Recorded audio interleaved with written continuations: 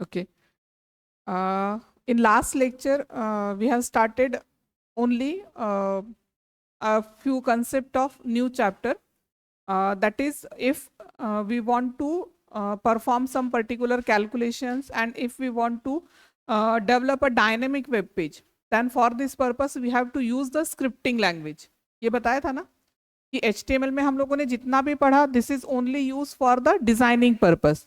But if we want to do a calculation, or if we want to make a dynamic web page, then for this purpose we have to use the scripting language. And what is the meaning of dynamic web page? What is the meaning of dynamic?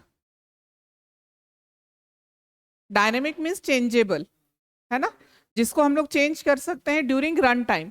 हम लोगों ने program run कर लिया, browser पे जाके उसे double click किया, run किया, उसको रन करने के बाद में भी हम लोग उसमें चेंजेस कर सकते हैं आउटपुट में. इस चीज को बोलते हैं dynamic. Then there are two types of scripting languages, client side scripting and server side scripting. Already हम लोगों ने क्लाइंट एंड सर्वर का ये कंसेप्ट देख लिया है ना, कि क्लाइंट क्या होता है और सर्वर क्या होता है. तो client side is work as a front end, and server side scripting is act as a back end.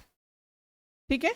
अब front end and back and means what, ये नाम से समझ में आ रहा है कि फ्रंट एंड मीन्स आपको जो सामने दिखाई दे रहा है वो है फ्रंट एंड, एंड जो आपको नहीं दिखा रहा है वो बैक एंड. तो जब भी हम लोग कोई फॉर्म फिलअप करते हैं किसी भी वेबसाइट के लिए, आपने जेई के लिए फॉर एग्जांपल फॉर्म फिलअप किया, आप क्लाइंट की साइट पे है ना, तो आपको जो फॉर्म है वो पूरा विजिबल है ना, फॉर्म पूरा विजिबल है आपको, तो इसलिए इस चीज को बोलते हैं फ्रंट एंड. ये आपको दिखाई दे रहा है, बट सर्वर के अंदर क्या प्रोसेसिंग हो रहा है ये आपको दिखाई दे रहा है क्या? नहीं. तो इसलिए इस चीज को बोलते हैं बैक एंड. ठीक है. To run the client side scripting language we have to require a browser, है ना. क्लाइंट साइड को एग्जीक्यूट करने के लिए हमें किस चीज की रिक्वायरमेंट होती है? तो ब्राउजर की. और अगर सर्वर साइड है तो इसके लिए आपको क्या लगेगा? एक सर्वर कंप्यूटर लगेगा. ठीक है. अगर सर्वर साइड है तो उसको एग्जीक्यूट करने के लिए आपको क्या लगेगा? सर्वर लगेगा. अब ये जो क्वेश्चंस है ना, ये आपको एमसीक्यू के फॉर्मेट में पूछ सकते हैं, difference between client side and server side, या फिर एक थ्योरेटिकल क्वेश्चन होता है लास्ट में. यस, चलिए.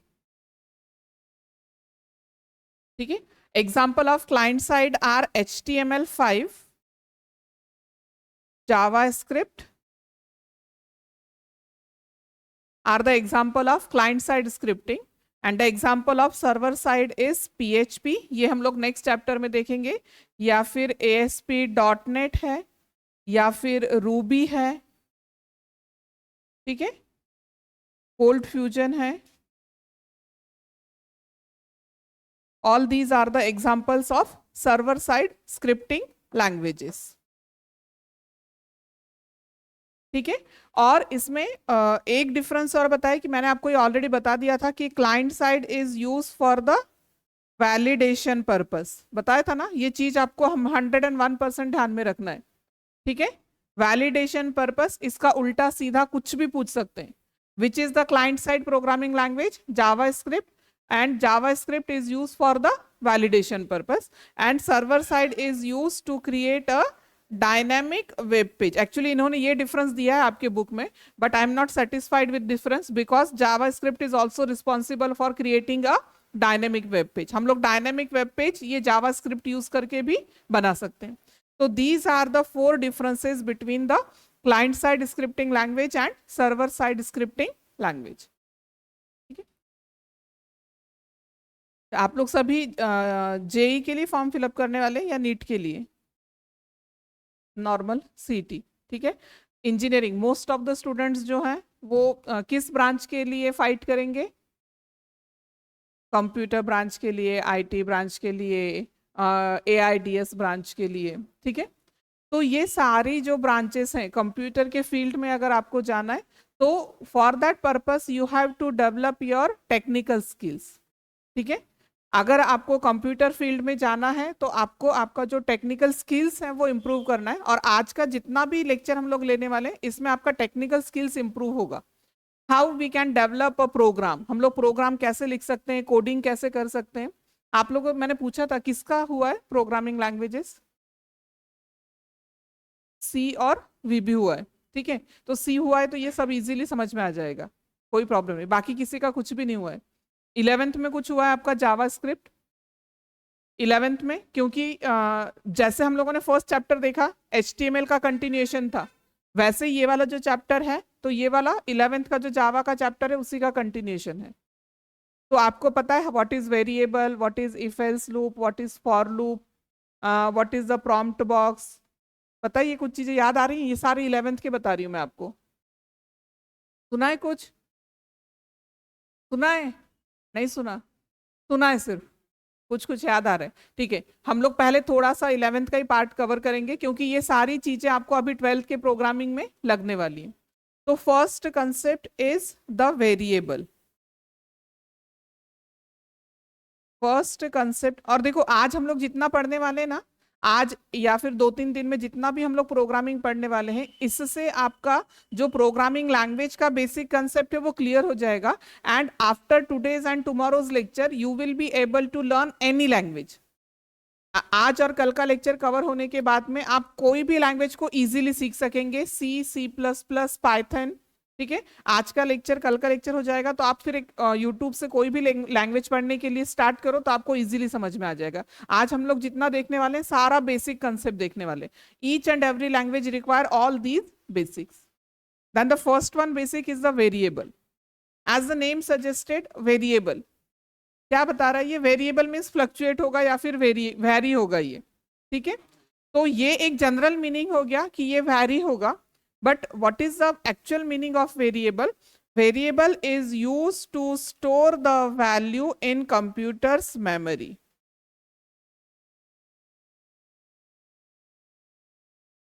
Variable is used to store a value in computer's memory.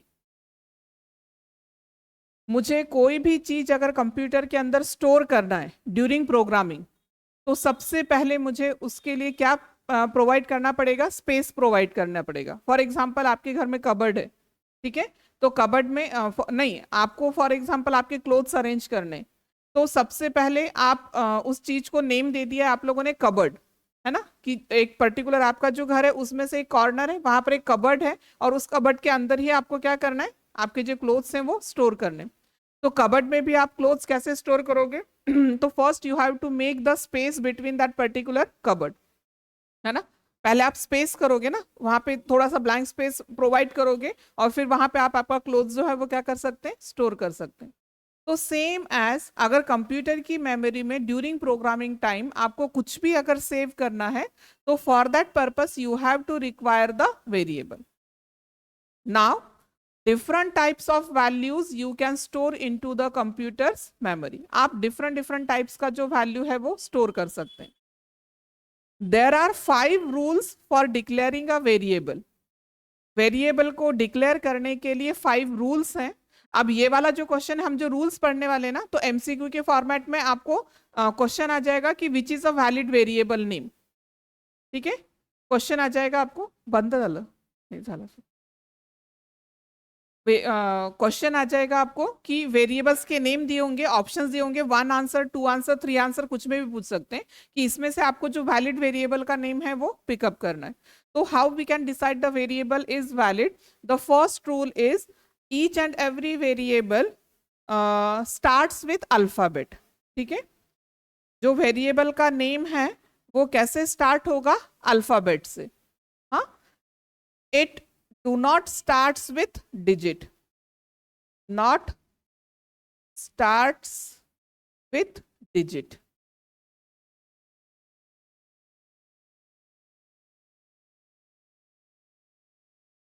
First rule हो गया, जो वेरिएबल है वो कंपलसरी किससे स्टार्ट होगा? अल्फाबेट से, and it should not starts with the digit. The third rule is special symbols are not allowed. Special symbols not allowed except underscore, ठीक है। सिर्फ आप कौन सा यूज कर सकते हैं स्पेशल सिंबल? अंडरस्कोर। अंडरस्कोर छोड़ के which are the special symbols? @ Hash, ठीक है, फिर explanatory mark, all these are. तो इसमें से कोई भी आप वेरिएबल के नेम में यूज नहीं कर सकते। इसके लिए आपको सिर्फ कंपलसरी क्या यूज कर सकते हैं, underscore. The next one is blank space is not allowed. Blank space not allowed. अब blank space not allowed means what, देखो मुझे आपका रोल नंबर कंप्यूटर की मेमोरी के अंदर स्टोर करना है, ठीक है, तो ऑब्वियसली मुझे रोल नंबर स्टोर करना है, तो वेरिएबल को नेम मैंने क्या दे दिया, रोल नंबर। तो अगर उसको मैंने रोल नंबर ऐसे लिख दिया तो इट इज नॉट अलाउड। अगर आपको दो वर्ड्स यूज करने तो आप उसके बीच में क्या यूज कर सकते हैं, अंडरस्कोर। हम लोग सिर्फ और सिर्फ क्या यूज कर सकते हैं, अंडरस्कोर। तो अगर आपको ऐसे दो वर्ड्स यूज करने तो आप वहां पे क्या देंगे, underscore. Blank space is not allowed. या फिर आप डायरेक्टली लिख सकते हैं ऐसे, रोल नंबर। आया समझ में? The next one rule is keywords are not allowed. Keywords not allowed. What is the keywords? Keywords means what, ऐसे वर्ड्स जो डेवलपर ने डिजाइन करके रखे, वो हम लोग खुद से नहीं देते, उन्हें बोलते हैं कीवर्ड्स। अब जब हम लोग ये वाला चैप्टर पढ़ेंगे तो फिर उसके बाद में मैं आपको बताऊंगी कि इसके कीवर्ड्स क्या हैं। बट फॉर एग्जांपल हम लोगों ने HTML पढ़ लिया है तो उसमें से आपको बताती हूँ। तो उसमें हम लोगों ने इमेज टैग लिया था। इमेज के लिए हम लोगों ने कौन सा टैग लिया था, IMG। ये हमने लिया था नहीं ना, वो स्टैंडर्ड है ना, उन्होंने बना के रखा IMG। फिर उसका एट्रीब्यूट था SRC। SRC उन्होंने बोला है तो आपको SRC ही यूज करना है, इसके अलावा आप कुछ यूज नहीं कर सकते। तो जो स्टैंडर्ड वर्ड है, ठीक है, जो स्टैंडर्ड वर्ड्स हैं, all these are called as keywords and these keywords are not use as a variable name. And the last one rule is the size of variable is maximum 255 characters. किसी भी variable का size जो है वो maximum कितने characters होता है, 255। इतना जाता ही नहीं है, बट फिर भी आप अगर ज्यादा यूज करना चाहते हैं तो मैक्सिमम 255 कैरेक्टर्स यूज कर सकते हैं। वेरिएबल के रूल समझ में आ गए सभी को? अब इसका क्वेश्चन कैसे आएगा, ये लेने का पर्पस क्या था, आपको वेरिएबल्स के नेम दिए होंगे, उसमें से आपको आइडेंटिफाई करना पड़ेगा कि which is the valid variable name.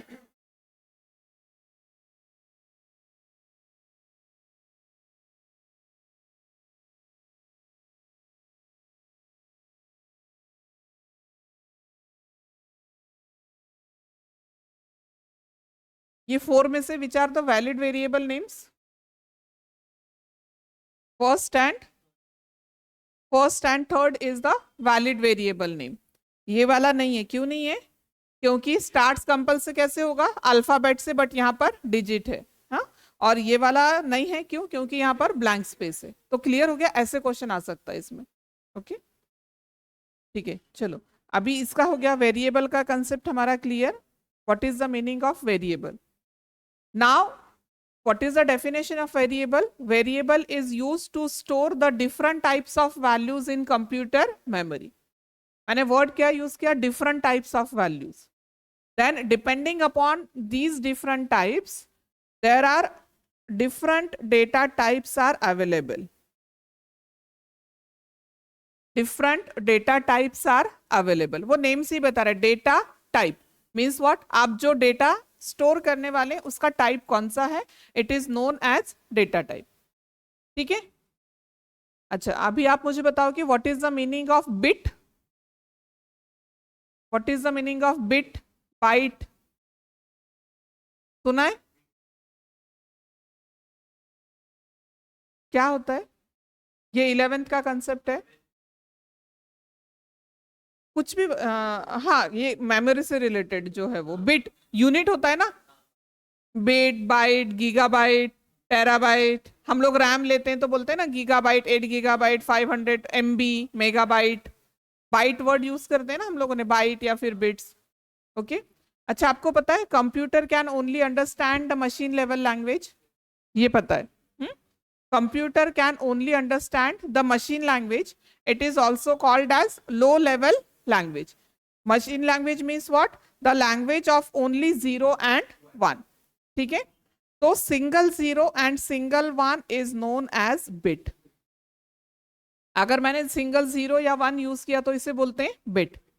Collection of any 4 bit, किसी भी 4 बिट्स का कॉम्बिनेशन कर लो आप, it is known as nibble. किसी भी 4 बिट्स का कलेक्शन कर लो आप, इसे बोलते हैं निबल। ये था ना 11th में है। और किसी भी 8 बिट्स का आप कलेक्शन कर लो तो it is known as byte. ठीक है, हो गया ये concept clear. Now the first data type is integer. What is the meaning of integer? Integer, a number without fraction part. A number without fraction part is known as integer number. And computer requires 2 bytes of memory location for storing one integer value.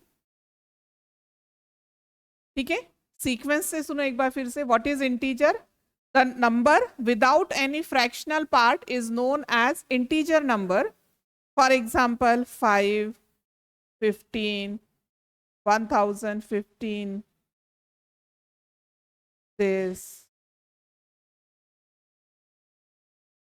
कोई भी number जिसमें fractional part नहीं है, it is known as integer number.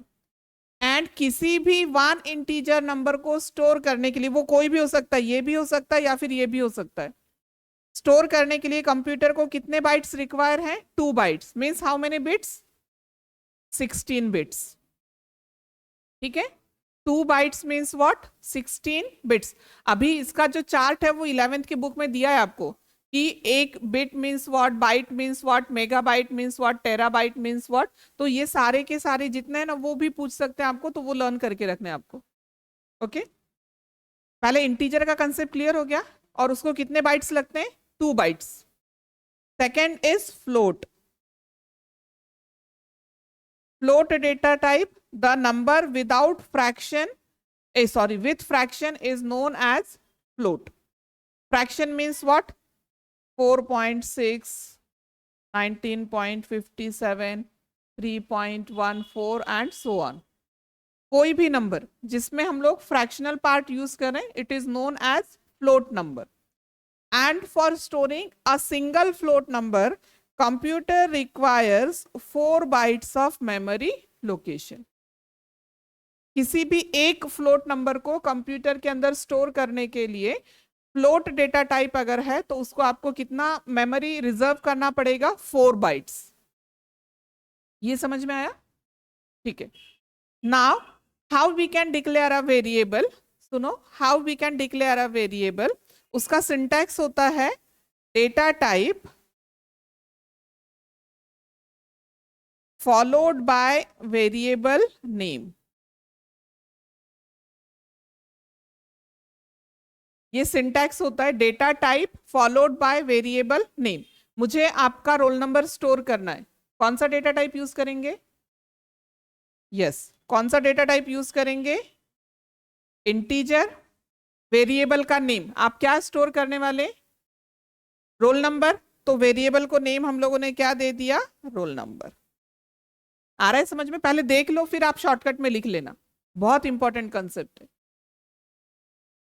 Syntax समझ में आ गया? पहले data type followed by variable name. I want to store your roll number, तो मैंने डेटा टाइप क्या दे दिया? Integer followed by variable name दे दिया, roll number. What happened after writing this sentence? ये वाला सेंटेंस लिखने के बाद में कंप्यूटर की मेमोरी के अंदर क्या इफेक्ट होगा? तो देखो, सबसे पहले कंप्यूटर क्या करेगा? 2 बाइट्स रिजर्व करेगा।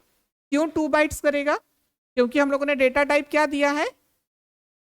इंटीजर। डेटा टाइप क्या यूज किया हम लोगों ने?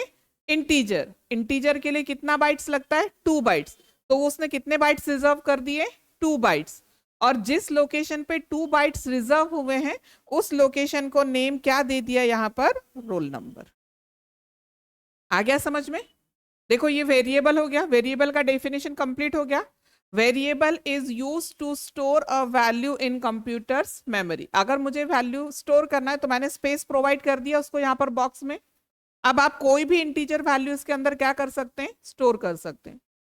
तो इसके टू मेथड्स हैं। First method integer roll number लिख लिया और नीचे वाले सेंटेंस में आप लिखोगे roll number equals to for example 9। Second statement क्या करेगा, जहां आपने रोल नंबर लिखा है उसे ये 9 वैल्यू क्या कर देगा, असाइन कर देगा। तो यहां पर ये 9 वैल्यू क्या आ गया, स्टोर हो गया। आ गया समझ में, वेरिएबल का कंसेप्ट समझ में आ गया। किसी को बोर हो रहा है तो दिमाग से निकाल दो, क्योंकि ये सारे बेसिक कंसेप्ट हैं, ये सिर्फ 11-12 के लिए नहीं। आप छुट्टियों में जितना भी लैंग्वेजेस सीखना, आपके 12th के बाद में बहुत बड़ा गैप रहेगा आपका, ठीक है, सीईटी के बाद में। तो उस गैप में आप कोई भी प्रोग्रामिंग लैंग्वेज इजीली इस कंसेप्ट से कर पाएंगे। ये दोनों सेंटेंस समझ में आ गए आपको। रोल नंबर 9, ये वैल्यू उस पर्टिकुलर प्लेस में जाके क्या हो गया, स्टोर हो गया। ये फर्स्ट सिंटैक्स हो गया। और सेकंड सिंटैक्स हम लोग ये भी लिख सकते हैं, integer roll number equals to 9। Directly भी लिख सकते हैं, या फिर अगर आपको चाहिए कि बाद में उसे वैल्यू असाइन करना है तो आप बाद में भी लिख सकते हैं। ये दोनों सिंटैक्सेस आप यहाँ पे यूज कर सकते हैं। ये क्लियर हो गया आपको, ठीक है, क्लियर करें स्क्रीन।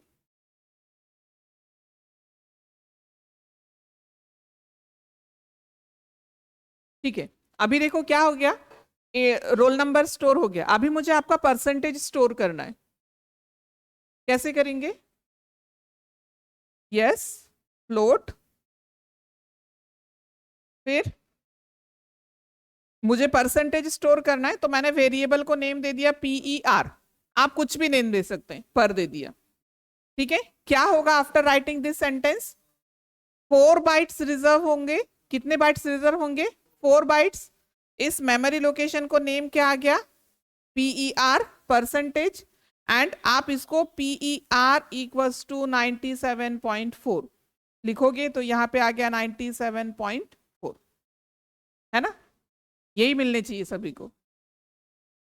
ओके, ठीक है, तो ये हो गया हमारा फ्लोट डेटा टाइप। अभी ये इंटीजर एंड फ्लोट दोनों का बताने का पर्पस क्या है, सुनो। अब जो हमारा पर्टिकुलर वेरिएबल था roll number, roll number variable था ना, उस वेरिएबल में मुझे 3.14 स्टोर करना है। पॉसिबल है? आप एक बार क्वेश्चन सुन लो। जो रोल नंबर वेरिएबल है उसके अंदर मुझे 3.14 स्टोर करना है। नहीं होगा, क्यों नहीं होगा, क्योंकि इंटीजर है, उसका मेमोरी रिक्वायरमेंट अलग है। उसके लिए कितने बाइट्स लग रहे हैं, सिर्फ 2 बाइट्स। और मुझे अगर 3.14 स्टोर करना है तो उसके लिए कितना बाइट्स लगेगा, 4 बाइट्स। तो this is the drawback of using the separate data type. बाकी की लैंग्वेजेस में आपको सेम सेपरेट डेटा टाइप से यूज करने, बट जावा में एक अलग फैसिलिटी दी है उन्होंने, by using the var keyword. How we can declare a variable, ये वाला क्वेश्चन आता है, how we can declare a variable in JavaScript by using the var keyword, ठीक है, instead of writing a data type. Data type की जगह पे हमें क्या लिखना है, डायरेक्टली वैर।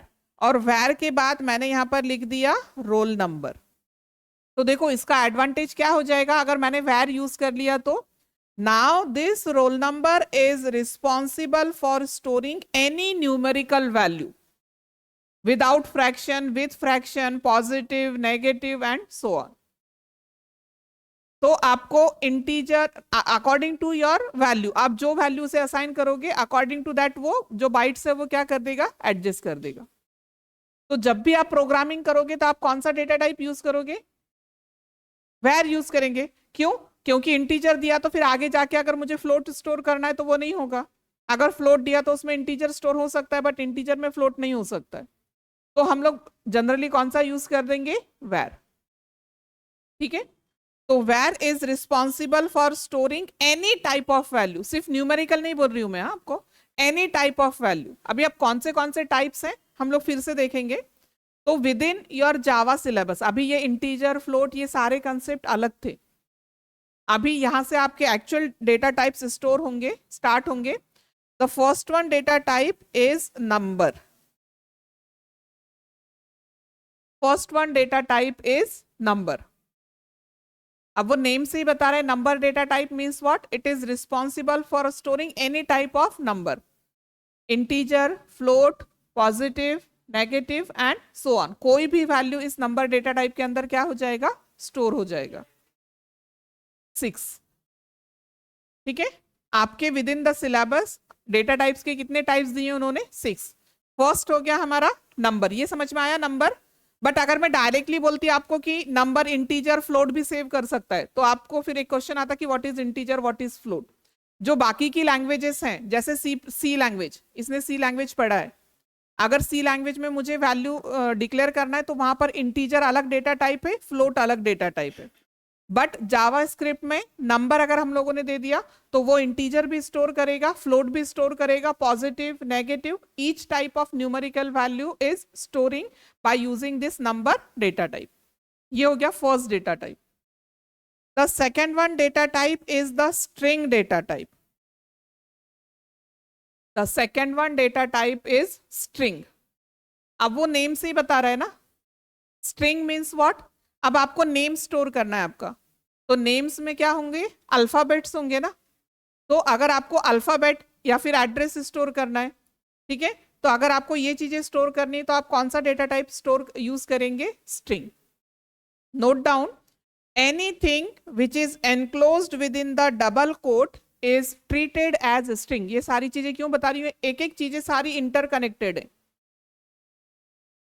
Anything which is enclosed within the double quote is treated as string।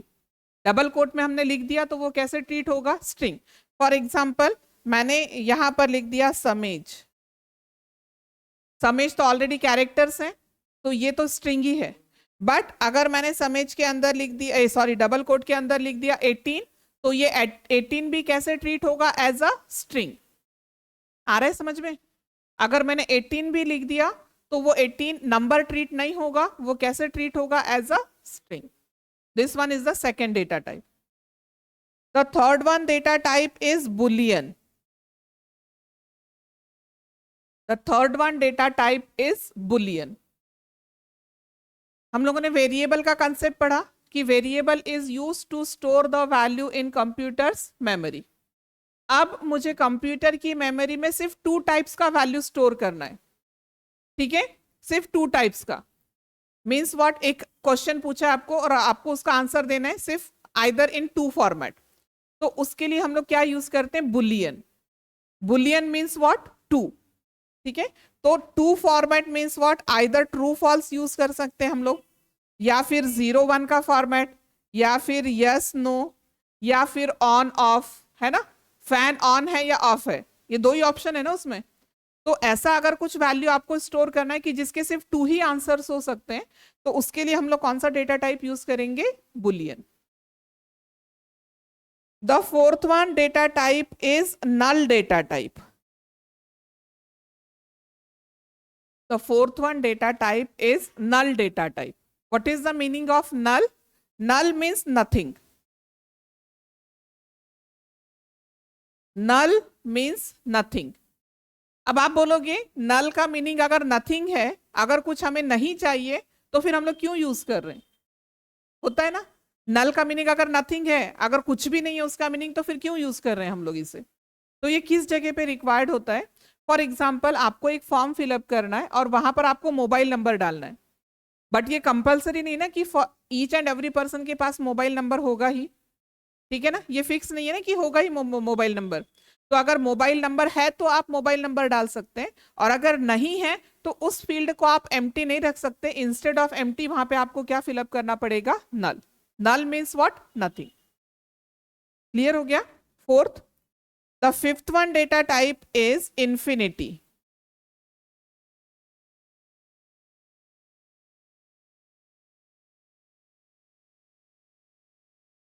The fifth one data type is infinity. अब obviously infinity means what, for example आपने यूज किया 3/0, ठीक है, तो इसका आंसर क्या आ जाएगा, इंफिनिटी। तो इसके लिए नेक्स्ट डेटा टाइप क्या होता है, infinity. And the last one data type is undefined. ठीक है, undefined. Okay, what is the meaning of undefined. चलो मैंने आपको बोला है प्रिंट कर दो, प्रिंट ए, ठीक है, मैंने आपको बोला कि print the value of a, बताओ मुझे answer, print the value of a, tell me the answer. आप बता सकते हो? नहीं, क्यों नहीं बताएंगे? मैंने आपको क्वेश्चन क्या पूछा? प्रिंट द वैल्यू ऑफ ए का वैल्यू कहीं दिया है क्या? नहीं है, मीन्स व्हाट? अनडिफाइंड। तो आप ऐसी चीज यूज कर रहे हो जो डिफाइन ही नहीं है, तो उस टाइम पे ये यूज होता है अनडिफाइंड। अब इतने जितने भी हम लोगों ने डेटा टाइप्स यूज किए ना, उसमें से आपको प्रोग्रामेटिकली सिर्फ ये दो ही यूज करने, बाकी के सिर्फ आपको थ्योरेटिकल पर्पस के लिए ध्यान में रखना। इन्फिनिटी मीन्स 3/0, इसका आंसर क्या आएगा? इन्फिनिटी। अगर सच टाइप ऑफ इक्वेशन आपको स्टोर करना है तो आप वहां पे क्या यूज करेंगे? इन्फिनिटी। क्लियर हो गया ये पूरा कंसेप्ट? ठीक है, तो अभी हम लोगों ने क्या कंसेप्ट क्लियर किया कि what is the meaning of variable and what are the data types into the JavaScript. ठीक है, now the operators of JavaScript, operators of JavaScript, there are three categories of operators. The first one category is the arithmetic operator. The first one category is the arithmetic operator.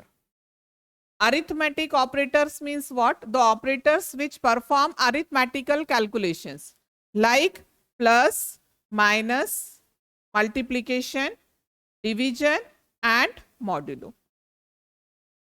These are the arithmetic operators. अब आप बोलोगे ये तो हमें सब पता है, ये क्यों पढ़ा रहे हो? तो इसका पढ़ाने का पर्पस, ये बाकी के सारे आपको पता है। What is the meaning of plus and what is the meaning of modulo?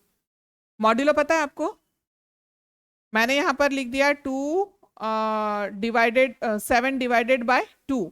ठीक है, तो आ गया 2 3 6 एंड ये। तो अगर मैंने यूज किया 7/2 और मैंने यूज किया 7/2, टेल मी द आंसर्स।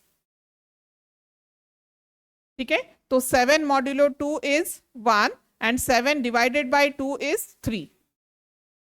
ये चीज आपको ध्यान में रखना है कि division gives the quotient as a answer and modulo gives the remainder as a answer. ये प्रोग्राम के लिए यूज होगा आपके लिए आगे, अभी यूज होगा। डिफरेंस समझ में आया? डिवीजन एंड मॉड्यूलो ऑपरेटर में डिफरेंस समझ में आया? नहीं समझ में आया? हाँ, ध्यान ही नहीं दिया। What is the difference? ये लिखा है नीचे, देख लो। हाँ, 7/2 अगर किया तो आंसर आएगा 3 एंड 7/2 लिया तो आंसर क्या आएगा? 1। मॉड्यूलो क्या देता है? रिमाइंडर देता है एज अ आंसर। ठीक है, तो ये हो गए हमारे ये 4 ऑपरेटर्स, बचा है प्लस। अब what is the meaning of plus? ये सभी को पता है, 2 + 3, इसका आंसर आ गया 5। But in Java script plus is used for the two purposes.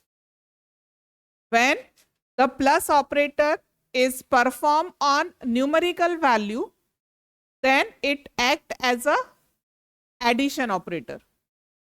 But when the plus operator performs on string, then it act as a concatenation operator.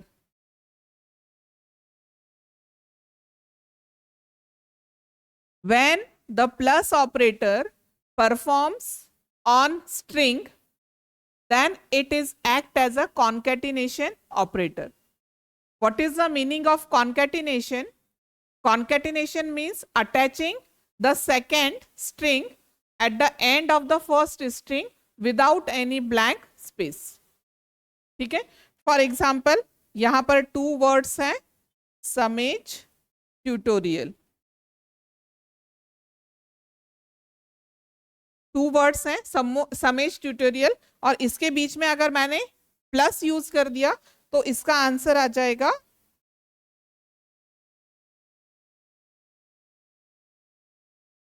आया समझ में? What is the meaning of plus? when we have to apply the plus on the string, and what is the meaning of string? अगर characters है तो वो automatically string ही होता है, but anything which is enclosed within the double quote is treated as string. अब आप मुझे आंसर बताना है।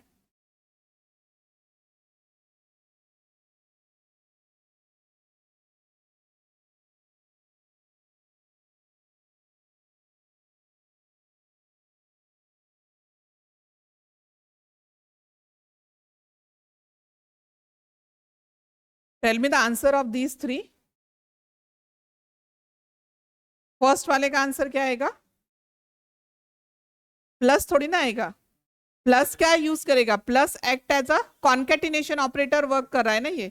तो पहले का आंसर आ जाएगा 4 2 3। 4 को नहीं है, बट आप प्लस किसके साथ में कर रहे हो? वहां पे नंबर नहीं है ना, वहां पे क्या है? स्ट्रिंग है। तो दोनों में से अगर एक भी स्ट्रिंग होगा तो भी वो कैसे वर्क करेगा? As a concatenation operator. आया समझ में? नेक्स्ट। Yes correct. नेक्स्ट। आया समझ में? कंसेप्ट क्लियर हो गया प्लस ऑपरेटर का? अगर डायरेक्टली नंबर्स पे अप्लाई होगा तो एडिशन, और अगर स्ट्रिंग के ऊपर अप्लाई होगा तो कॉन्केटिनेशन।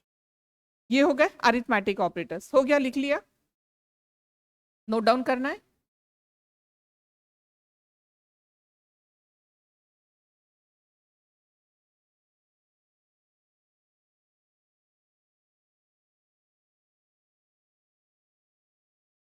हो गया?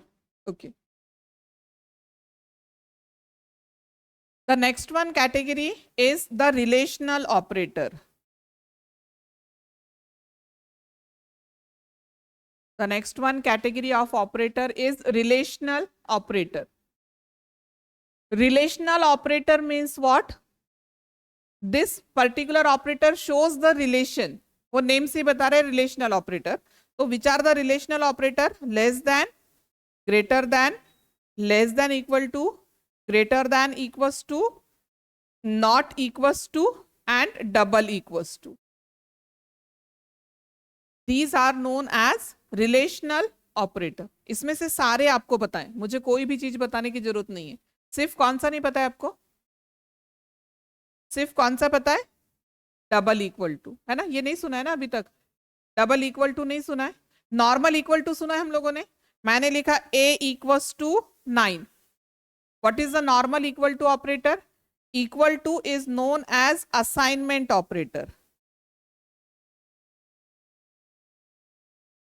Equal to is known as assignment operator. As the name suggested, assignment operator means what? The value of RHS is assigned to LHS, है ना? Value of RHS is assigned to LHS. But if we have to write down double equal to, मैंने यहाँ पे again लिख लिया b equals to 5। तो a का value कितना हो गया? 9। b का वैल्यू कितना हो गया? 5। और नीचे मैंने चेक किया a इक्वल्स टू b। तो if we want to make the equality comparison, अगर आपको दो वेरिएबल्स की इक्वालिटी चेक करनी है तो उसके लिए आप क्या यूज करेंगे? Double equal to. तो यहां पर हो गया a equals to b, and this operator gives the answer in the form of true और फॉल्स। तो ये क्या आंसर देगा? ये वाला स्टेटमेंट फॉल्स, है ना? ये आंसर क्या देगा? False. a equals to b, ये आंसर क्या दे देगा? फॉल्स। मैंने ये लिखा और फिर ये लिखा, अब बताओ क्या होगा? पहले वाला सेंटेंस आंसर क्या देगा? फॉल्स, ठीक है। उसके बाद मैंने क्या सेंटेंस लिखा? a equals to b। ये इक्वल टू कैसे वर्क करेगा? Assignment means what? b का वैल्यू किसे असाइन हो जाएगा? a को। b का वैल्यू क्या था? 5। तो a का वैल्यू भी क्या हो जाएगा अभी? 5। अब b का वैल्यू भी 5 है और a का वैल्यू भी 5 है। और अब मैंने चेक किया फिर से a इक्वल्स टू b, तो ये कैसे आंसर दे देगा? आ गया समझ में? ये हो गया हमारा relational operator. And the last one category is the logical operator.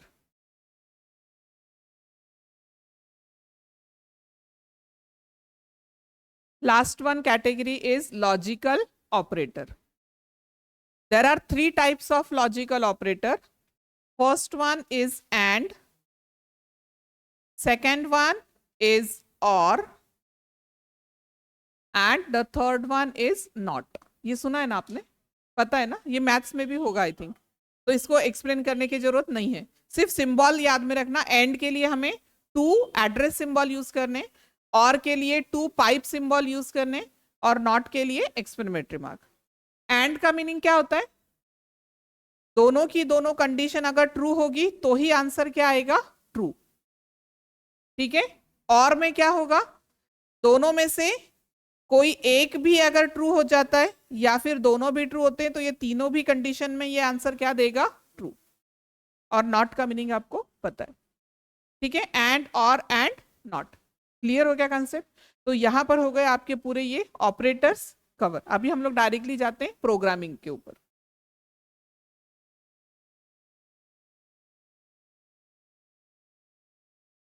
Now हम लोग जावा स्क्रिप्ट के लिए स्टार्ट कर रहे हैं। Where we have to write down the script tag.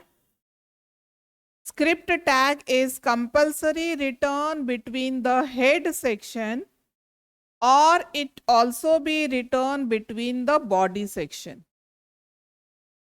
अब ये MCQ true to answer MCQ में ये वाला क्वेश्चन आता है। ठीक है, where we have to put the script tag. Script tag is written between the head section and between the body section. हम लोगों ने स्टाइल टैग पढ़ा था, याद है आपको? कहाँ पे लिखा था हम लोगों ने? हेड के अंदर। बॉडी के अंदर लिखा था नहीं। तो ये चीज ध्यान में रखना है कि स्क्रिप्ट टैग हम लोग कहाँ पे यूज करेंगे, हेड सेक्शन में भी यूज कर सकते हैं एंड बॉडी सेक्शन में भी। स्क्रिप्ट टैग यूज कैसे होगा, तो ये होगा स्क्रिप्ट, ठीक है, और यहां पर आपको लिखना है लैंग्वेज इक्वल्स टू व्हाट। कौन सी स्क्रिप्ट यूज करें हम लोग, जावा स्क्रिप्ट। तो आप यहाँ पे यूज करेंगे language equals to JavaScript, और हेड के आगे हम लोग इसे क्या कर देंगे, क्लोज कर देंगे। ठीक है, इंस्टेड ऑफ लैंग्वेज अगर आप HTML5 यूज करें तो आप यहाँ पे यूज कर सकते हैं टाइप।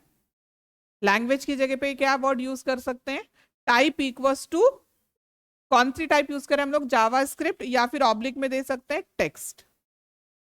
ठीक है, तो this is the syntax for JavaScript program. अब हम लोग डायरेक्टली प्रोग्रामिंग पे जाते हैं।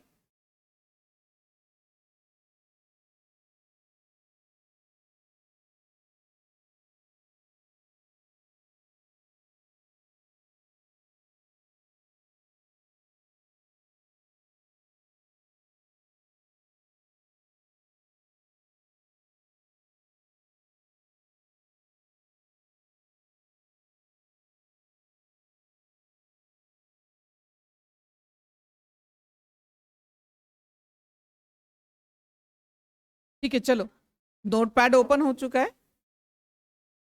अभी हम लोग स्टार्ट करेंगे।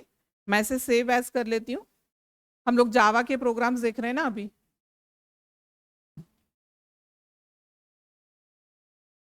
स्क्रिप्ट के प्रोग्राम्स देख रहे हैं, तो मैंने इसको नेम दे दिया फॉर एग्जाम्पल स्क्रिप्ट। नेम आप कुछ भी दे सकते हैं, और ये ध्यान में रखना है कि इसका भी जो एक्सटेंशन होता है वो क्या होता है, .html, जावा स्क्रिप्ट वगैरह ऐसे कुछ नहीं होता है। तो ये भी कंफ्यूजिंग क्वेश्चन आता है कि जावा स्क्रिप्ट का जो प्रोग्राम है वो भी कैसे सेव होगा, .html से। सेव कर लिया।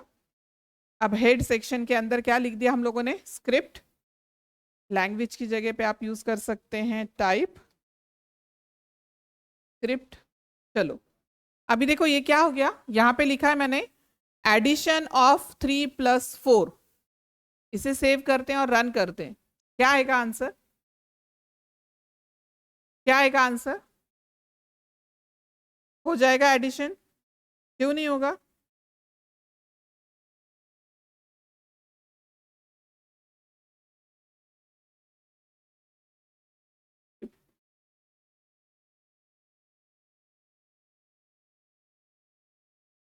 हुआ कैलकुलेशन?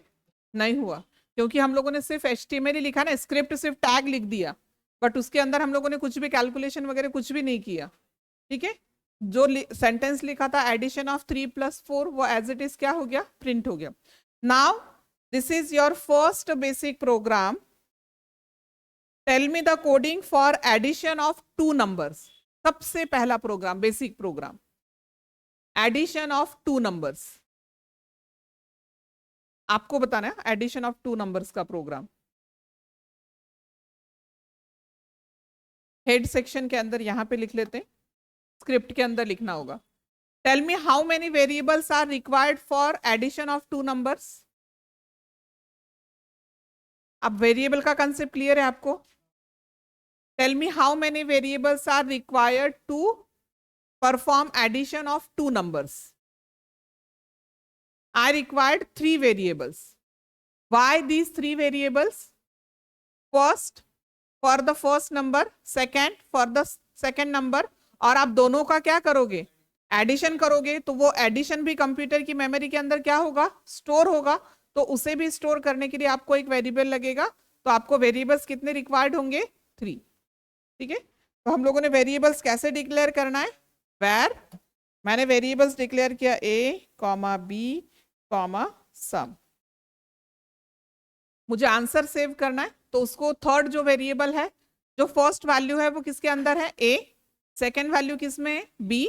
जो आंसर है वो किस में आ गया? सम. अब आप उसको सम नेम दे दो या फिर आंसर नेम दे दो, कुछ भी नेम दे दो. वेरिएबल का नेम है, ये अकॉर्डिंग टू योर रिक्वायरमेंट आपको देना है. तो मुझे आंसर सेव करना है, तो मैंने नेम दे दिया आंसर. अगर आपको चाहिए सम तो आप सम. ऐड करना है, एडिशन दे दो तो एडिशन. ठीक है. Enter. Now what is the value of a? For example value of a is 5, value of b is 6. क्या परफॉर्म करेंगे? ans equals to a plus b. हो गया. हो गया एडिशन. सेव किया, रिफ्रेश किया. आया कुछ? नहीं हुआ. क्यों नहीं हुआ? सुनो, एडिशन परफॉर्म हो चुका है अभी, बट वो जो एडिशन है वो कहां पे स्टोर हुआ? कंप्यूटर की मेमोरी के अंदर. आपको दिखाई दिया वो? नहीं.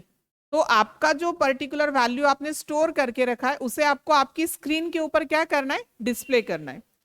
And for displaying the value we have to use the syntax document dot write. सुनो, हाँ, ये सिंटैक्स यूज करना है आपको. Document dot write. वो नेम से ही बता रहा है. मैंने आपको बताया था ये जो व्हाइट कलर का विंडो होता है उसको क्या बोलते हैं हम लोग? Document window. आपको कहाँ पे प्रिंट करना है? उस डॉक्यूमेंट पे विंडो पे राइट करना है. तो वो मेथड यूज करना होगा आपको, डॉक्यूमेंट डॉट राइट. और एक जावा के वेरिएबल में एक रूल रह गया कि Java variables are case sensitive. Java variables are case sensitive. आपने HTML में देखा था कि कैपिटल H स्मॉल l कुछ भी लिख दो, कोई इफेक्ट नहीं होता है. ठीक है. बट यहां पर अगर आपने यूज किया capital ANS and small ANS तो दोनों के बीच में क्या होगा? डिफरेंस होगा. ठीक है. तो डॉक्यूमेंट डॉट राइट क्या लिखूं यहां पर मैं? डॉक्यूमेंट डॉट राइट क्या लिखूं इस ब्रैकेट के अंदर? मुझे प्रिंट करना है. क्या प्रिंट करना है? आंसर प्रिंट करना है. कहां पर है आंसर? आंसर कहां पर है? किस वेरिएबल के अंदर है? आया समझ में? डॉक्यूमेंट डॉट राइट क्या राइट करना है मुझे? आंसर. आंसर किस वेरिएबल के अंदर है? ANS. तो मैंने वहां पे लिख दिया ANS. सेव किया. अरे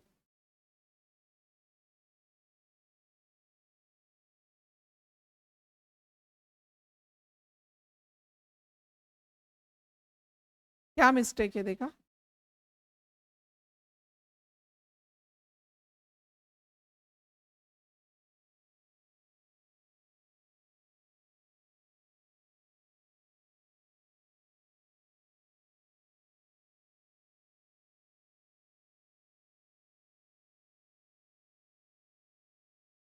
ठीक है.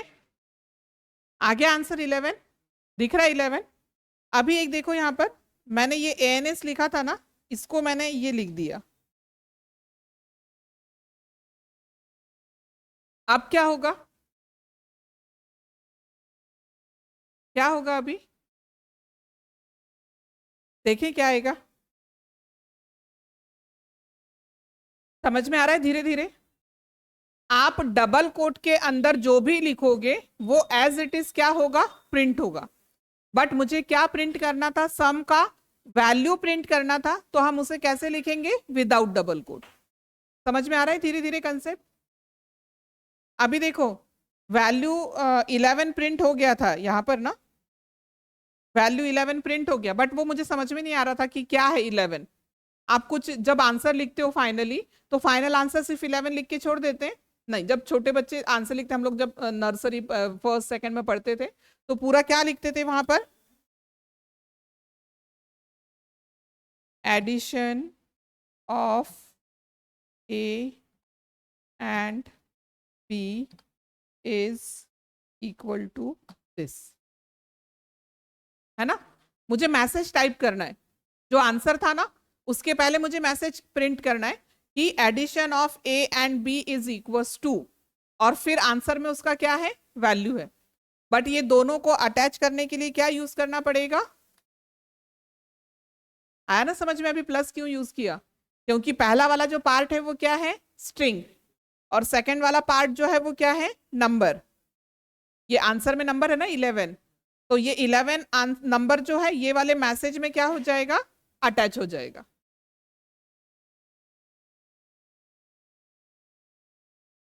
अभी अच्छा लग रहा है ना आंसर दिखने में? पहले सिर्फ 11 था तो समझ में नहीं आ रहा था क्या है 11। आया समझ में? ठीक है। अभी देखो, अभी इस प्रोग्राम का ड्रॉबैक क्या है? मैंने आपको बोला था addition of two numbers. Obviously आप कंप्यूटर का यूज कर रहे हो, तो कंप्यूटर सिर्फ इस प्रोग्राम को 100 टाइम्स भी रन किया तो ईच एंड एवरी टाइम उसका आंसर जो है वो क्या आएगा? 11। But now I want to perform the addition of two numbers which are entered by the user. आप जो भी दो नंबर्स मुझे बोलोगे, उस टू नंबर्स का एडिशन यहाँ पे क्या होना चाहिए? परफॉर्म होना चाहिए। उससे पहले हम लोग और एक चीज देख लेते हैं। ये सारी चीजें क्वेश्चंस आते हैं, सारी चीजों के ऊपर क्वेश्चंस आते हैं।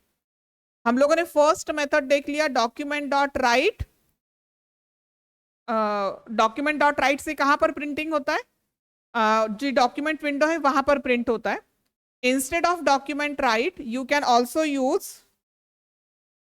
अलर्ट। डॉक्यूमेंट डॉट राइट की जगह पे आप क्या यूज कर सकते हैं? अलर्ट। Alert means what? वो नेम से ही बता रहे हैं आपको। देखो alert, alert means what? Computer में कुछ भी वायरस वगैरह आ गया तो वो आपको अलर्ट करता है ना, और उस चीज को आपको ओके करने के अलावा कोई ऑप्शन ही नहीं होता है, क्योंकि वो अलर्ट कर रहा है ना आपको, तो आप उसको कैंसिल वगैरह नहीं कर सकते। आपको कंपलसरी से क्या प्रेस करना है? ओके। तो what is the use of okay, sorry, alert box? Alert is a dialog box with a message and a single button okay. इसे सेव करते हैं और रन करके दिखाती हूँ तो आपको समझ में आ जाएगा। आया समझ में? ठीक है। Addition of A and B is equal to 11, but यहां पर बटन एक ही दिख रहा है देखो, क्योंकि ये अलर्ट यूज किया ना हम लोगों ने, तो अलर्ट है तो सिर्फ क्या बोलोगे भाई कि ठीक है चलो ओके, ये हो गया alert. Second, instead of alert you can also use confirm. बहुत बार कंफर्मेशन के लिए बॉक्स आता है ना, कि आपको फाइनली आपका फॉर्म सबमिट करना है या नहीं करना है। Do you want to sure to submit your form data, आता है ना ऐसा, तो आप वहां पे क्या यूज कर सकते हैं? कंफर्म। अब कंफर्म में क्या डिफरेंस रहेगा? मैसेज आ जाएगा with two buttons okay and cancel. तो ये छोटी सी चीज है बट इसके ऊपर क्वेश्चन बनता है कि अलर्ट बॉक्स में क्या क्या होता है, तो message and okay button. Confirm में क्या क्या होता है, तो message with okay and cancel button. दोनों तीनों मेथड समझ में आ गए आपको? First is document dot right, second one is alert, third one is confirm. चलो अभी हम लोग आते हैं फिर से हमारे क्वेश्चन के ऊपर। क्या क्वेश्चन पूछा मैंने आपको कि जो भी जो टू वैल्यूज हैं, ये टू वैल्यूज यूजर जो वैल्यूज बोलेगा उस वैल्यूज को मुझे क्या करना है? ऐड करना है। अब देखो वैल्यूज कहाँ पे लिखा है? मैंने यहाँ पे लिखा है ना। अब मुझे डायरेक्टली 5 नहीं चाहिए, इंस्टेड ऑफ 5 मुझे वैल्यू यूजर से रीड करना है। ये वाला क्वेश्चन पूछते हैं फिर से कि which method is use to take a value from user. Then prompt method is used to take a value from user. Prompt, here we have to write down the message. What is the message? Enter first number. User को समझ में आना चाहिए ना कि क्या enter करना है उसे, तो आपको मैसेज देना है वहां पर प्रॉम्प्ट के अंदर। मैसेज दे दिया, प्रॉम्प्ट एंटर फर्स्ट नंबर। अभी सेम इसको कॉपी कर लेते हैं,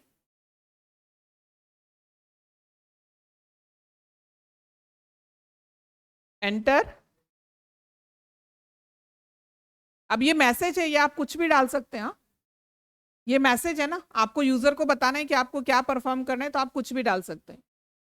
तो enter first number, enter second number. अभी इसको सेव किया, चलो इसका आंसर देख लेते हैं। सॉरी, रिफ्रेश किया, क्या आया? डिफरेंस समझ में आ रहा है? Alert, confirm and prompt. अब प्रॉम्प्ट में एक्स्ट्रा की चीज क्या आ गई? Text box.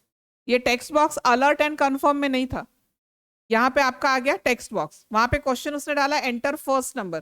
चलो बोलो, what is the first number? 6। Okay press किया, enter the second number, 9। 6 and 9, okay press किया, क्या आंसर आया? यही चाहिए था आंसर, यही चाहिए था answer.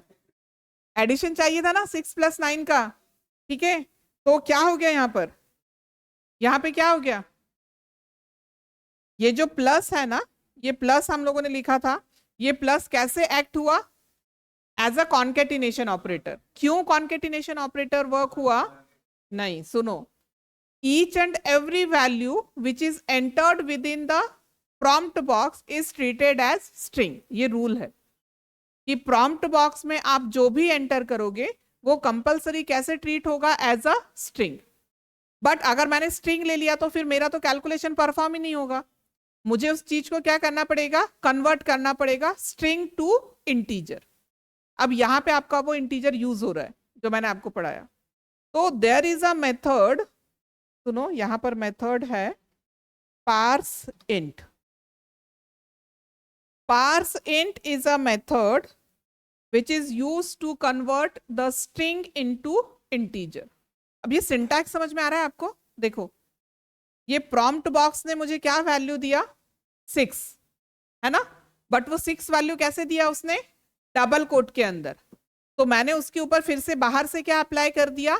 Parse int. Parse int का ओपनिंग ब्रैकेट, क्लोजिंग ब्रैकेट, और इसके बीच में हम लोगों ने वो वैल्यू डाल दिया which is given by the prompt box. अब इसका जो कोडिंग है वो और भी लेंथी हो सकता है कि आप ये पहले ऐसा लिख लो फिर पार्स इंट न्यू लाइन पे यूज करो, बट ये वाला इजी है, मैं आपको यही बताती हूँ।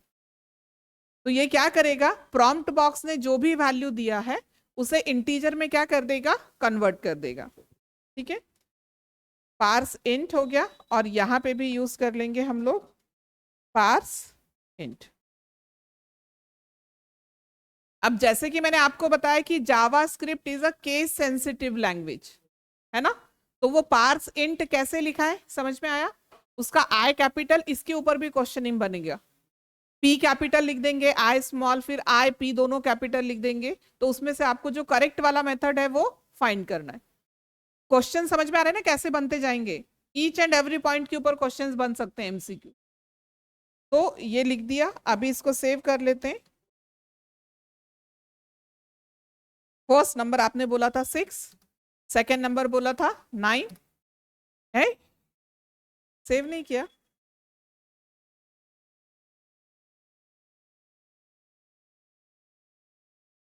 सिक्स 9, ठीक है। अभी आंसर क्या आ गया? 15। अब इसका एडवांटेज क्या है? आप कोई भी नंबर लिख दो, ये फर्स्ट नंबर, ये सेकेंड नंबर, आ गया इसका एड। ये कंप्यूटर है ना, आपको सिर्फ उसको इंस्ट्रक्शन देना है। आपने उसको इंस्ट्रक्शन दे दिया भाई ए का वैल्यू ये लेना है, बी का वैल्यू, अब ए और बी का वैल्यू कुछ भी हो जाए उसको आपको क्या करना है? एडिशन करना है। आया समझ में? अब जैसे ये पार्स इंट मेथड है वैसे ही हमको एक और मेथड यूज कर सकते हैं, पार्स फ्लोट। ठीक है, पार्स इंट की जगह पे हम लोग क्या यूज कर सकते हैं? Parse float. तो ये कब यूज करेंगे? अगर आप कोई फ्रैक्शनल वैल्यू ले रहे हैं, फॉर एग्जाम्पल आपको पाई का वैल्यू है 3.14, तो उस वैल्यू को अगर आपको ले रहा है तो आप उसे क्या कर सकते हैं? Parse float. या फिर परसेंटेज है उसको आपको यूज करना है, तो पॉइंट में अगर होगा तो आप वहां पे क्या यूज करेंगे? Parse float. क्लियर होते जा रहा है ना कंसेप्ट? समझ में आ रहा है? क्या डाउट है? अरे तुलाच ना. हा, नक्की ना, डाऊट नाहीये, समजतंय सर्वांना स्टेप बाय स्टेप. असाच जर हा प्रोग्राम मी पूर्ण ऍट अ टाइमला होल लिहिला असता आणि तुम्हाला एक्सप्लेन केला असतं तर काही समजलं नसतं. ठीक आहे, म्हणून मी तुम्हाला लाईन बाय लाईन कुठे कुठे काय काय चेंजेस आहे ते करून दाखवते. आया समझ में? हाँ. हाँ. Okay. Now the next one point.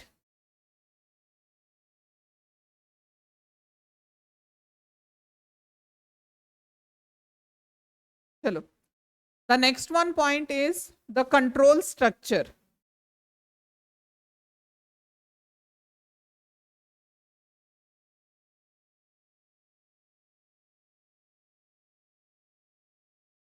The next one point is the control structure.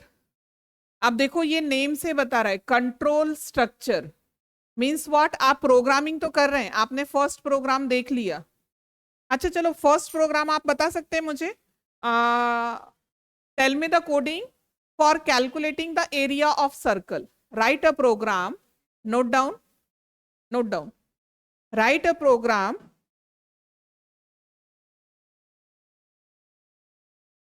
Write a program to calculate the area of circle. आपको ही बताना है. एरिया ऑफ सर्कल क्या है उसका formula? Pi r square. Now tell me first question, how many variables are required? Variables कितने लगेंगे? 4. Yes.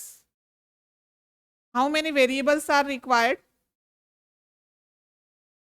अच्छा, कितने रिक्वायर्ड हैं ये आप किस चीज के ऊपर डिसाइड करोगे कि आपको कौन से वैल्यू स्टोर करना है ना. तो कौन सी 5?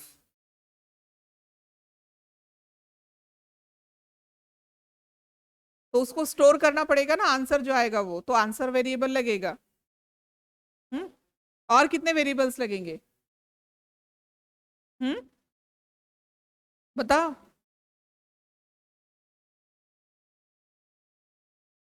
चलो जल्दी, कितने वेरिएबल्स लगेंगे?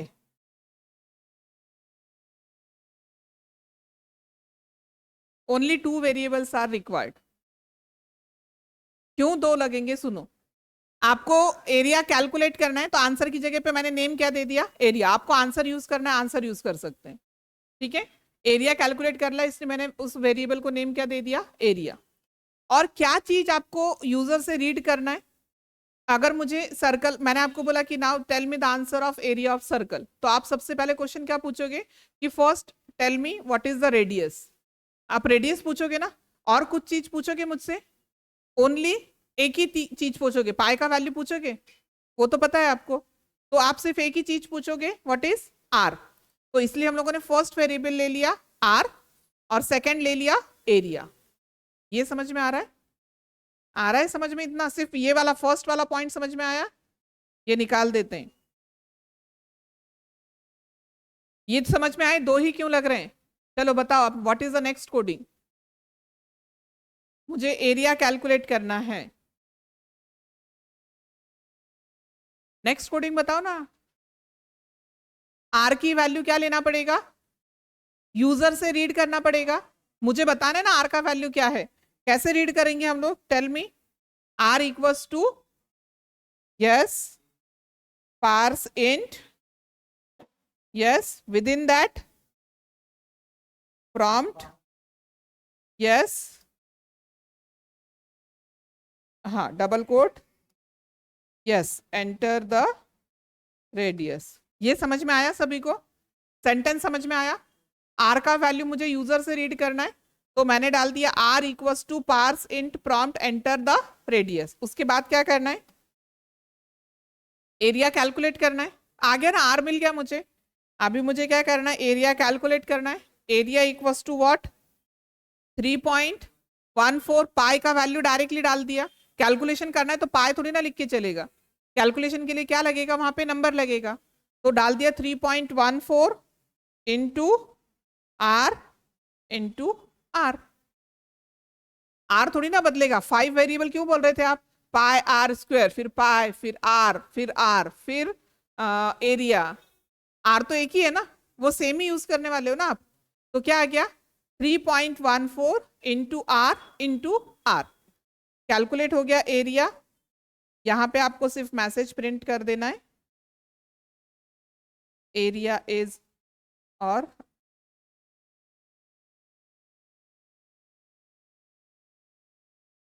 सेव करते हैं, ठीक है। Enter the radius, for example मैंने दे दिया 6, जो भी कैलकुलेशन होगा वो यहाँ पर प्रिंट हो जाएगा। किसी का किसी रेडियस का आंसर पता है, ये रेडियस दिया तो ये आंसर आता है ऐसा, ठीक है। 5 दिया तो क्या आ गया, 78.5। अभी थोड़ा सा प्रोग्रामिंग समझ में आया, आया समझ में, लिख लो। सिर्फ कितना लिखना है आपको, ओनली 4 सेंटेंस, बाकी का स्ट्रक्चर जो है वो क्या है, सेम है। आपको सिर्फ ये 4 सेंटेंस लिखना है, area of circle. But exam में ऐसे नहीं लिखना है, हाँ, एग्जाम में पूरा लिखना है।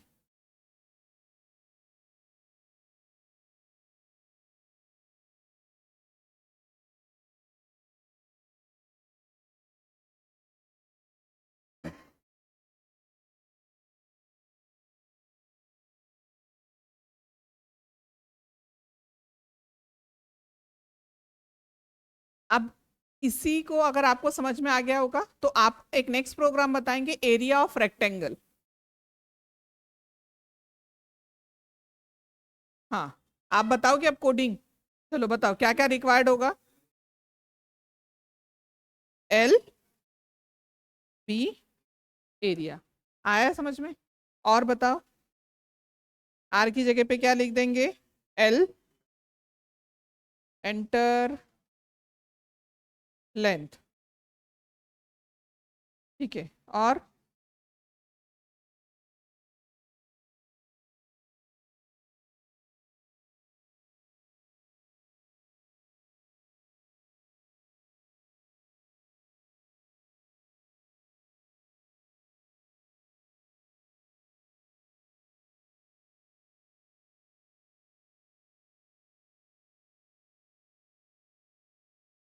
बस हो गया, क्या लिखे यहाँ पर,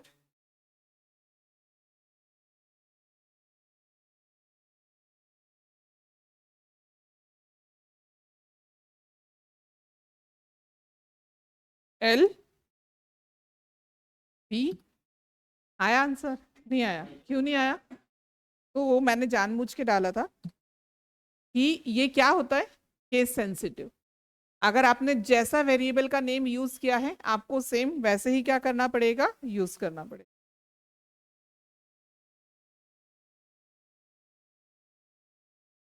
क्लियर, अब जमेगा ना आपको प्रोग्रामिंग, थोड़ा थोड़ा जमेगा ना। चलो, the next one is control structure. अभी हम लोगों ने जो 2-3 प्रोग्राम्स देखे, ये 2-3 प्रोग्राम्स में क्या हो रहा था कि जितने सेंटेंस दिए थे वो सारे के सारे स्टेटमेंट्स 1 बाय 1 एग्जीक्यूट हो रहे थे, है ना। सारे के सारे स्टेटमेंट्स कैसे हो रहे थे, 1 बाय 1 प्रिंट हो रहे थे ना।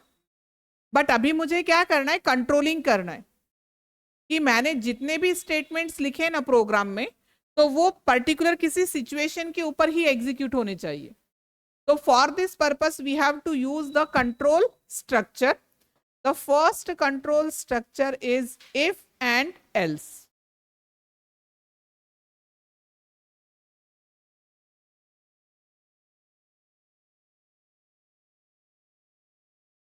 The first control structure is if else.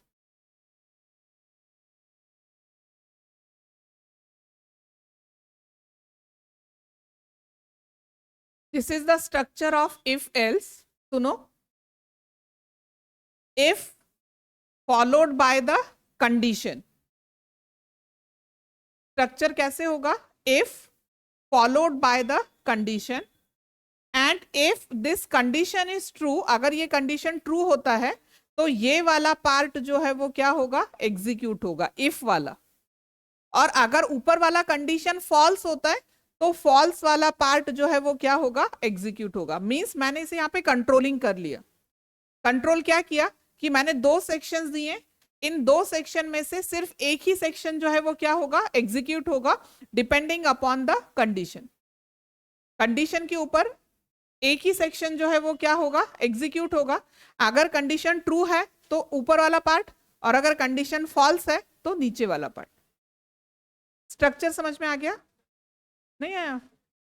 फिर से सुनो। नहीं, अभी हम लोग प्रोग्राम लेंगे तो इसमें 100% समझ में आ जाएगा। ये सिर्फ सिंटैक्स है, प्रोग्राम लेंगे तो समझ में आ जाएगा।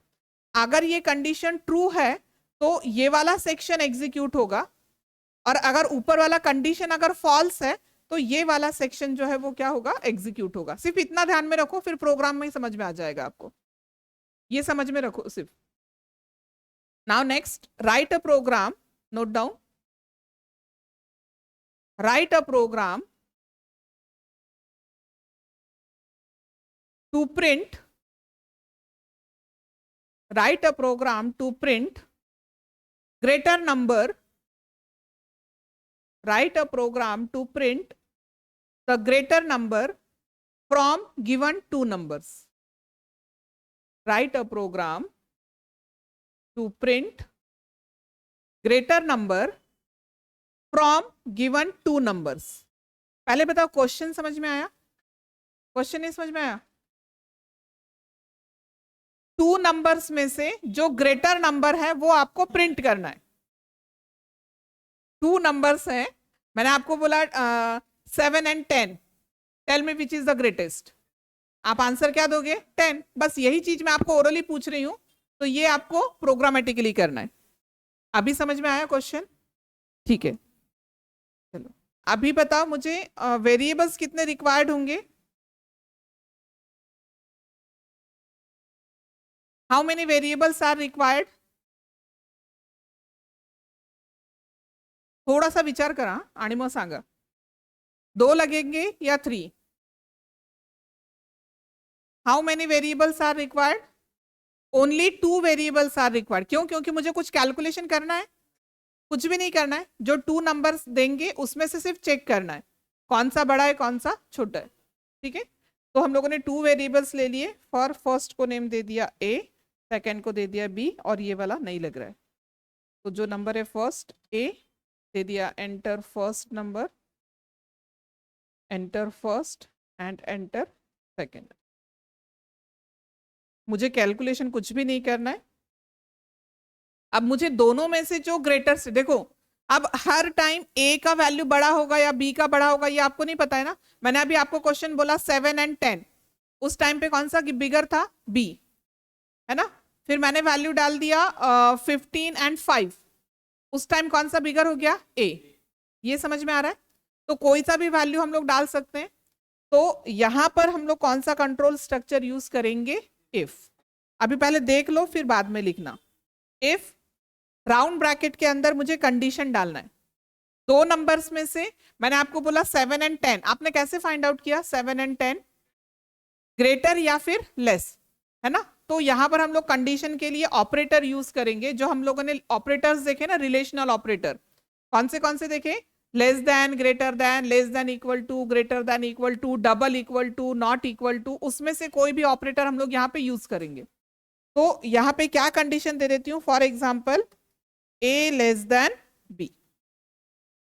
कंडीशन क्या दिया? A less than B। अब देखो ये समझ में आ रहा है, A लेस देन B। अगर A लेस देन B है तो ये कंडीशन क्या होगा? अगर A का वैल्यू जो भी आप एंटर करोगे, अगर वो A का वैल्यू B से अगर छोटा होगा तो ये कंडीशन का आंसर क्या आएगा? ट्रू और फॉल्स? आंसर क्या आएगा? ट्रू। ठीक है, और अगर ट्रू है तो कौन सा वैल्यू प्रिंट होना चाहिए? फिर पूरा क्वेश्चन सुन लो फिर आंसर बताओ। पहले क्वेश्चन सुनो। कंडीशन है A लेस देन B। अगर ये कंडीशन ट्रू है तो कौन सा वैल्यू ग्रेटर होगा? B ग्रेटर होगा, तो कौन सा वैल्यू प्रिंट होना चाहिए? B वाला वैल्यू प्रिंट होना चाहिए। और कंडीशन क्या है हमारी? ट्रू है, तो कौन से वाले सेक्शन में प्रिंट होना चाहिए? ट्रू वाले। हम लोगों ने 2 सेक्शन देखे, एक ट्रू वाला सेक्शन देखा और एक फॉल्स वाला। तो ट्रू वाले सेक्शन में कौन सा वैल्यू प्रिंट होना चाहिए? बी का। तो यहां पर हम लोग क्या लिख देंगे? Document dot right largest number is what? आया समझ में? लार्जेस्ट नंबर कौन सा है? बी। ठीक है, अभी अगर ये नहीं हुआ, अगर ये कंडीशन फॉल्स हो गया, तो फिर ये कौन सा सेक्शन एग्जीक्यूट करेगा? एल्स। अगर ये कंडीशन फॉल्स है मींस व्हाट? कौन सा नंबर ग्रेटेस्ट है? ए वाला ग्रेटेस्ट है। तो यहां पर हमने इसे कॉपी किया और यहां पर पेस्ट कर दिया और इंस्टेड ऑफ ए यहां पर लिख दिया बी, इंस्टेड ऑफ बी यहां पे लिख दिया ए। अभी समझ में आया कोडिंग का पार्ट? सेव करते हैं, पहले रन करके दिखाती हूँ। Value of A for example डाल दिया मैंने 7। देखो ए का वैल्यू क्या डाल दिया? 7। बी का वैल्यू डाल दिया 10। देखो कंडीशन क्या होगा? कंडीशन क्या हो जाएगा? ट्रू। ए लेस देन बी, कंडीशन क्या होगा? ट्रू। तो कौन सा सेक्शन एग्जीक्यूट होगा? ट्रू वाला।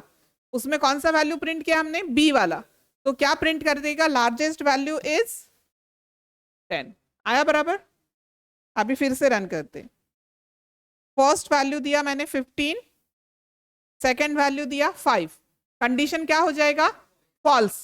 फॉल्स होगा मीन्स कौन सा एग्जीक्यूट होगा? एल्स वाला। एल्स में क्या लिखा? Largest value is a. अभी समझ में आया? अब एक फिर से मुझे आप बताओ, मैंने यहां पर कर दिया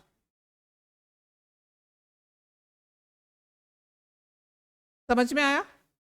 मैंने चेंज कर दिया। अब ये ऑपरेटर आपके ऊपर डिपेंड है ना? आप कोडिंग कर रहे हो ना? अगर लेस देन दिया तो ऊपर लिखा बी या नीचे लिखा ए, और अगर मैंने ग्रेटर देन यूज किया तो क्या होगा? आया समझ में? देखो, अगर मैंने ग्रेटर देन ऑपरेटर यूज किया तो कंडीशन क्या होगा? ट्रू होगा। कब ट्रू होगा? जब ए का वैल्यू ग्रेटर होगा तो ट्रू होगा, और ट्रू होगा तो मुझे कौन सा वैल्यू प्रिंट करना है यहाँ पर? ए का। तो मैंने यहाँ पर दे दिया ए। और कंडीशन अगर फॉल्स होगा तो फिर कौन सा वैल्यू बिगर होगा? बी। रनिंग के टाइमिंग पे कोई भी इफेक्ट नहीं है, आप कोई भी वैल्यू दे दो, कैसा भी वैल्यू दे दो, आंसर आएगा। आया समझ में? क्या? पार्स फ्लोट भी यूज कर सकते हैं। अगर आप फ्लोटिंग वैल्यू डालोगे तो आप वहां पे क्या यूज करोगे? Parse float. आ रहा है समझ में? अभी ये हो गया। अभी आप मुझे बताओ, write a program to check whether the given number is positive और नेगेटिव। लिखो, बताओ मुझे, कोडिंग बताओ। Write a program to check whether the given number is positive और नेगेटिव।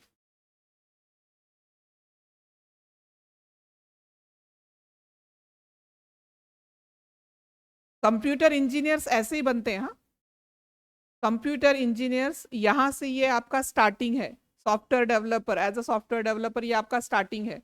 आपको खुद का कोड जो है वो डिजाइन करते आना चाहिए कि जो चीजें हम लोगों के दिमाग में चल रही हैं, जो हम मैन्युअली कर रहे हैं, वो सारी चीजें कौन करेगा? कंप्यूटर। बट कंप्यूटर का आपको क्या देने पड़ेंगे? इंस्ट्रक्शंस देने पड़ेंगे। हो गया?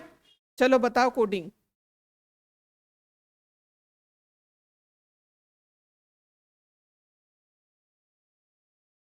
Again the first question, how many variables are required?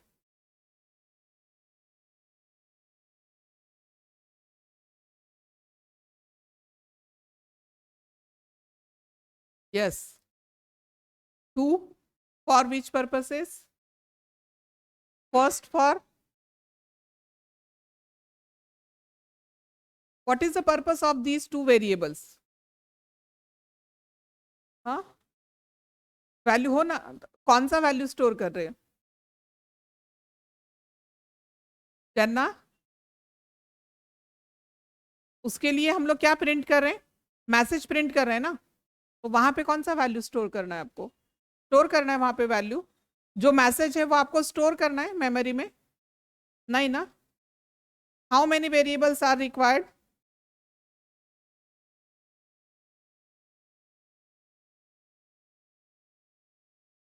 एकच का एकच लागणार आहे? मुझे एक ही नंबर चेक करना है ना, वो पॉजिटिव है या नेगेटिव, पहले बताओ, ये समझ में आया? नंबर चेक करना है पॉजिटिव है या नेगेटिव, उसके लिए कोई कैलकुलेशन मुझे नहीं करना है परफॉर्म। आप कंडीशन बताओगे, if A is greater than 0। अब देखो ये 0 है, 0 हम डायरेक्टली नंबर लिख रहे हैं, इसलिए यहाँ पे वेरिएबल की जरूरत नहीं है, डायरेक्टली नंबर लिखा ना, ठीक है। तो if A is greater than 0 तो क्या होगा, डॉक्यूमेंट डॉट राइट, क्या लिखूं यहां पर,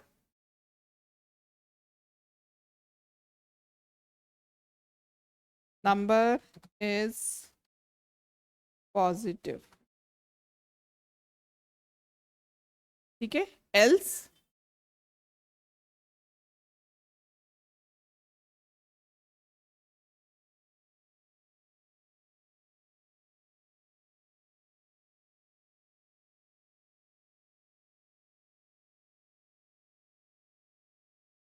चलो नंबर बताओ, -23, number is negative, refresh, any number 89, number is positive. एक बार कोड देख के बताओ समझ में आया, कहीं पे कुछ डाउट है? वेरिएबल समझ में आया, एक ही क्यों लगेगा?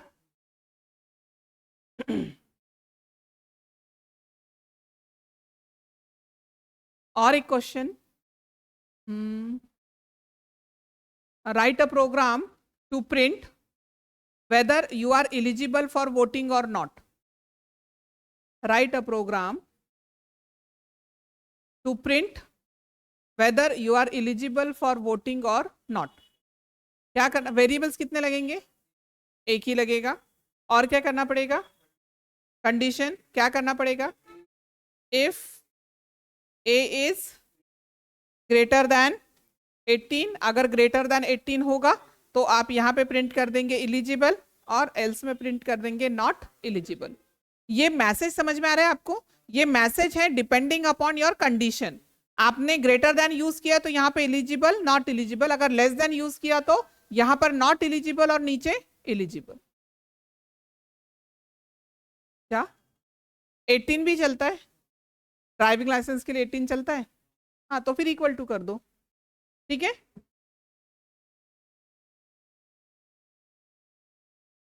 क्या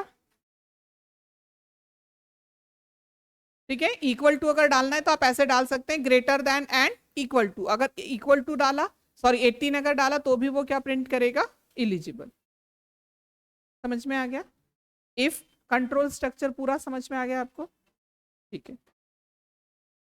now check, write a program, last program of if control structure, write a program to check whether the given number is even or odd. Yes. How you can identify the number is even or odd? कैसे identify करते हो?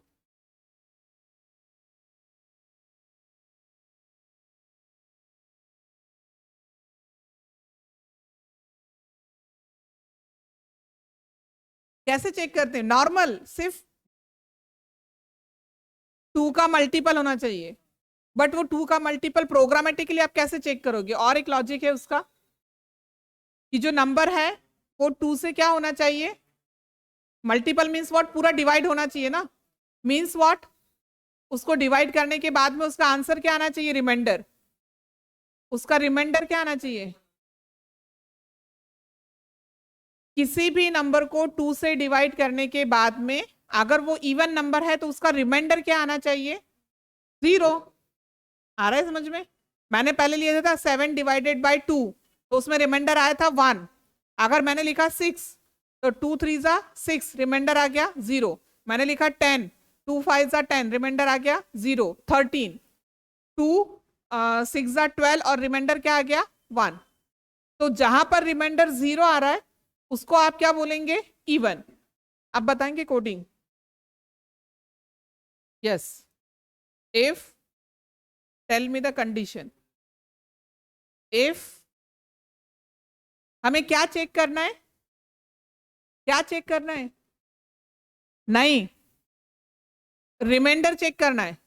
क्या check करना है? Reminder क्या होना चाहिए? 0। Reminder check करने के लिए कौन सा ऑपरेटर यूज करते हैं? देखा ना हम लोगों ने ऑपरेटर्स में, मॉड्यूलो। इसे क्या बोलते हैं? मॉड्यूलो। बताया ना, इसलिए मैंने आपको बताया था कि आपको यूज होने वाला है ये आगे प्रोग्रामिंग में। If A modulo 2 equal to 0, क्या लिखेंगे? Number is even, otherwise number is. सब करेक्ट है? कहाँ पे कुछ मिस्टेक है? यस। मैसेज में क्या रॉन्ग है? बराबर है ना? ए मॉड 2 अगर 0 है तो इवन एंड ऑड। क्या बचा है यहाँ पे? यहाँ पर देखना है मैं क्या चेंजेस कर रही हूँ। सामने देखो क्या किया। Double equal to. अगर सिंगल इक्वल टू करते तो क्या होगा? जो ए मॉड 2 है उसे 0 वैल्यू क्या हो जाएगा? असाइन हो जाएगा। मुझे असाइन करना है, मुझे चेक करना है। क्या चेक करना है? कि ए मॉड 2 का जो आंसर है वो 0 है या नहीं, मीन्स इक्वालिटी चेक करना है मुझे। आया समझ में? तो ए मॉड 2, अगर मैंने यहां पर 7 लिखा ए का वैल्यू, तो 7 मॉड 2 आंसर क्या आ जाएगा? 1। देन 1 इक्वल्स टू 0 है क्या? नहीं। अगर मैंने लिखा 6 मॉड 2, तो लेफ्ट हैंड साइड का आंसर क्या आएगा? 0। And 0 equals to 0। यस। बताने का पर्पज सिर्फ ये था। यहाँ पे दो चीजें सीखने वाली थी। एक, मॉड्यूलो ऑपरेटर का यूज क्या होता है, और हमें क्या यूज करना है? Double equal to. जहां पर भी हमें कंपैरिजन करनी है या फिर इक्वालिटी चेक करनी है, तो वहां पे हमें क्या यूज करना है? Double equal to. Single equal to करोगे तो नहीं होगा। Save, refresh, number, sorry, number enter किया, क्या आएगा आंसर? ऑड। ठीक है, क्या आएगा? ठीक है, कोई सा भी कितना भी बड़ा नंबर दे दो, कंप्यूटर ऑटोमेटिकली कैलकुलेशन कर लेगा। आया समझ में? ठीक है, हाँ, एंड करते हैं लेक्चर।